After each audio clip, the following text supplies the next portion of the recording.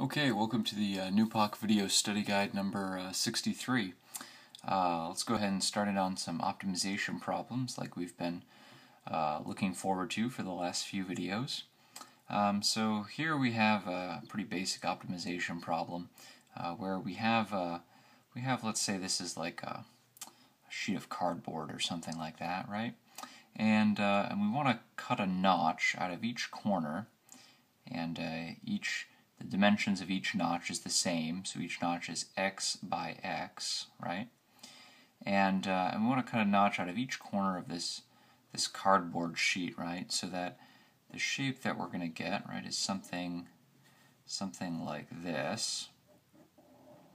So that when we then take each sort of edge and fold it up, we end up with some sort of open box geometry like this, right?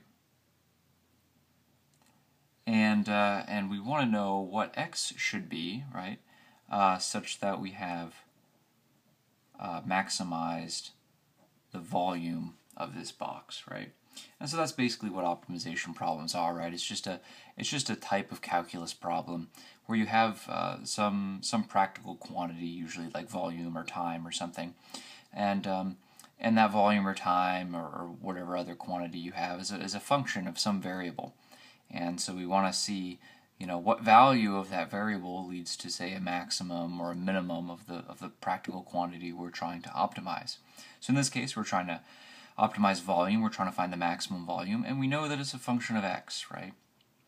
So, of course, most of you probably know this already, right? We would just look at our function for volume in terms of x, and we would take a derivative of it, and then use the first derivative test to see where critical points are in that function, so anywhere that the derivative equals 0. And then we could use the second derivative test to find whether we found a minima or a maxima, or simply an inflection point. So anyways, let's get into it. So we first want to know what our volume is in terms of x, right? We want to write out our volume function, right? So we could definitely say that our volume in terms of x, right, is certainly going to be the width of the box in terms of x times the length of the box in terms of x times the height of the box in terms of x, right?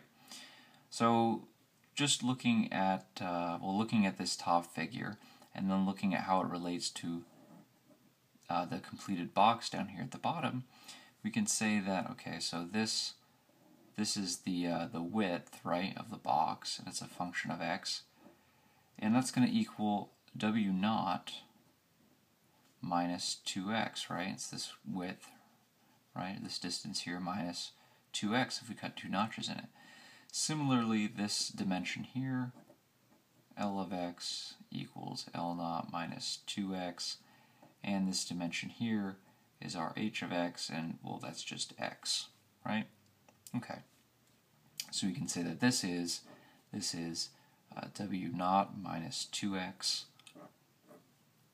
times L naught minus 2x times x, right? Okay. So now if we multiply these first two terms together, the two terms in parentheses, right, we will get w naught L naught minus 2w naught x minus 2 L naught x plus 4x squared, and of course all of that is going to be times x. So what we will have is v of x equals w naught L naught x minus 2x squared w naught minus 2x squared L naught plus 4x cubed. Okay, now we said we have to take the derivative of this, right, in order to find where that derivative is equal to 0, to find our critical points, okay? So we would just say that dv dx equals w naught L naught, right, minus 4x w naught minus 4x L naught plus 12x squared. Okay, so we have a quadratic function here. So if we want to find values of x where that equals 0, we just apply the quadratic formula. We can collect some terms here before we do that, and we can set 12x squared. This is still dv dx, right? 12x squared, let's say, plus minus 4w naught minus 4l naught, right? X plus w naught L naught equals 0, right? So this makes it a little bit easier to apply the quadratic formula. So what we'll find is that our x will equal minus b, right? So this will just be 4w naught plus 4l naught, right? Plus or minus root, and this will be b squared. Of course, we could just factor out the minus 1 and then square that, so we would have a, it'd be 1 times, it would be minus 1 squared times 4w naught plus 4l naught squared, and I'm not going to write the minus 1 squared because that's just 1, right? Minus 4ac, right? So that'll just be minus 4 times 12, that's 48. 48 L naught, W naught, right? And all over 2a, right? So all over 24. Okay. So this is what x would be to find a critical point, right? But we want to know where do we have a maximum, and we have two critical points here, right? We have a plus positive solution, right? Or not necessarily a positive solution, but we have the solution where we take the positive sign on the radical and where we take the negative sign on the radical. So we got to decide which one do we want to choose. So let's use the second derivative test to choose one of these signs here, right? So the second derivative test looks at concavity, and if we have a maximum, right?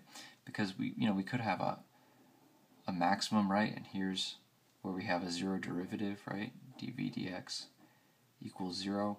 Or we could have like an inflection point like this, and this is also a critical point. Or we could have a minima, right? And this is also a critical point where the derivative is equal to 0. And we want to make sure we have a maximum, which indicates we have a concave down function, or the derivative is always decreasing, right? So the derivative here is something, but then the slope, right? The derivative is less, and then it's less, and then it becomes 0, and then it becomes more and more negative, right?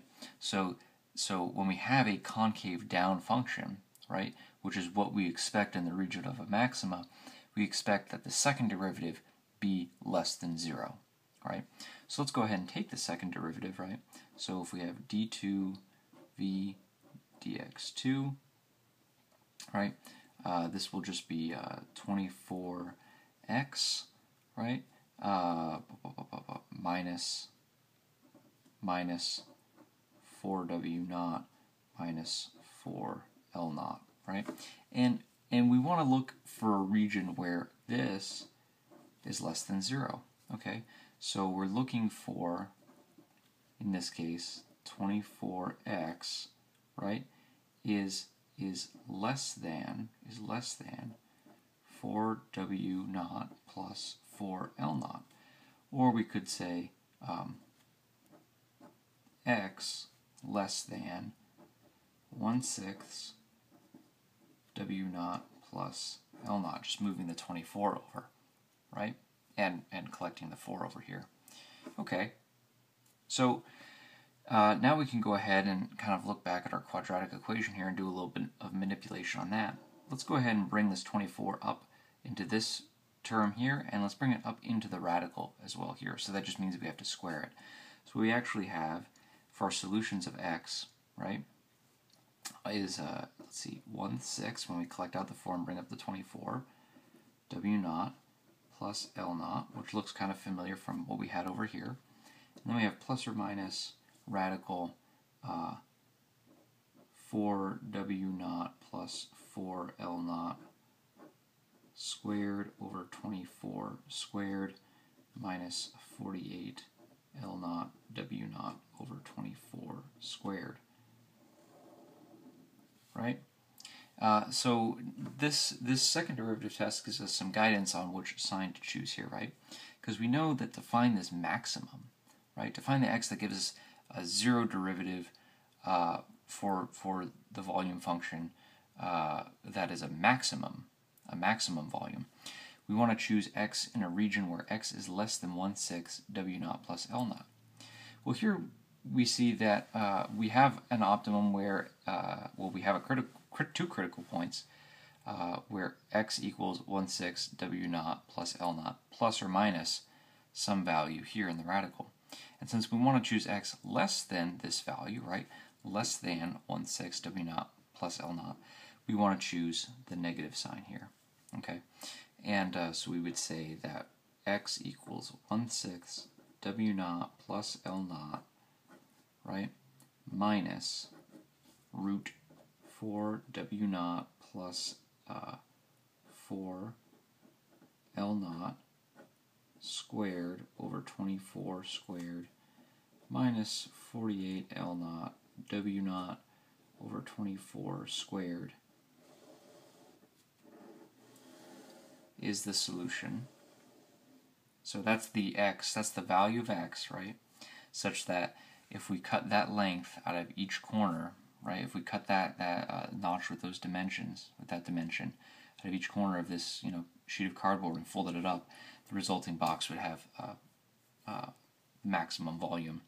And you might say, well, you know, couldn't this thing under the radical here, you know, be maybe a negative number, and then, you know, maybe we would want to choose the positive sign here?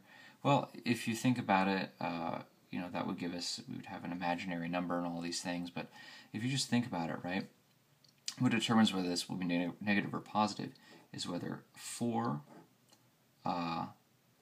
squared times W naught plus L naught squared, right, I'm just factoring out the 4 squared out of each term here, right,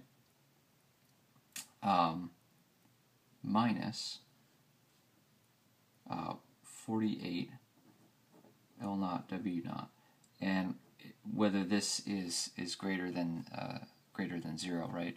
And so you can show, and I'll leave this to you to show, but you can basically show that for any W naught and L naught, that this is going to be true, that 4 squared times W naught plus L naught squared is always going to be greater than 48 L naught W naught. So this is certainly our solution to x. So this would be the x that would, if we cut out the notch of this dimension in each corner, it would give us the box that has a maximum volume.